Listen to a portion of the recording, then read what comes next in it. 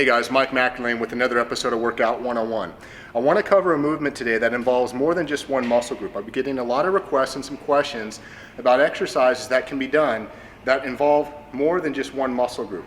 A lot of people are doing cross training, a lot of this CrossFit type of stuff, which is great, and so these movements have become very popular. However, I see a lot of people who do things in the gym incorrectly. I'm going to cover one of the movements that I see a lot of folks doing, and it's a movement that involves a barbell. And it's three movements in one. It's a barbell deadlift with the bicep curl, and then they're pressing overhead.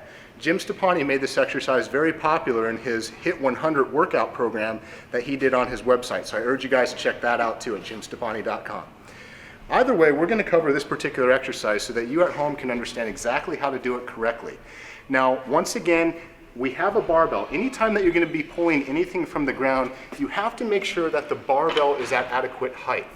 Don't put on the little 10-pound, the little 5-pound weights and pull the weight from the floor. The reason why is because biomechanically, your body has to hunch down and really reach down to do it. And so as you pull up, even with light weight, you can cause injury, all right? So we use bumper plates in this particular gym because we have them.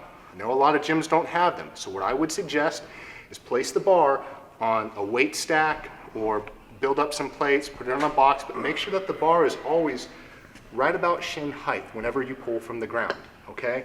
So in this movement, a typical deadlift involves different hand grips that we talked about in some earlier exercises of Workout 101. You can do a traditional over-over hand position when you pull for a deadlift.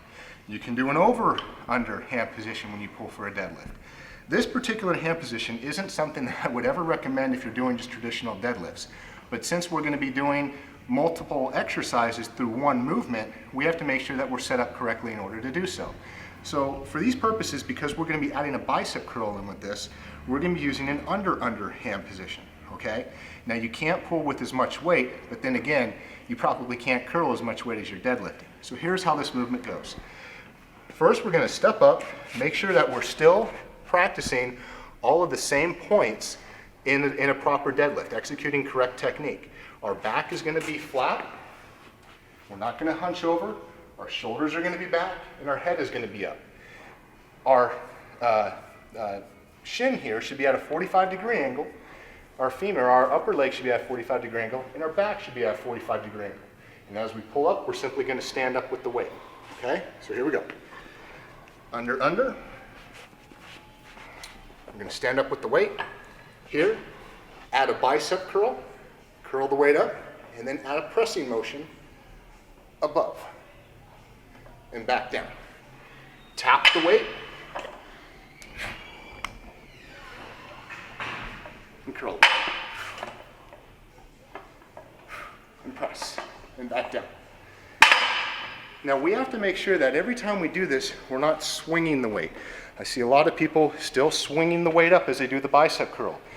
Even though the exercise is hard, you're going to be burning a lot of energy in order to do it because there's three movements in one. Still make sure that you execute proper technique.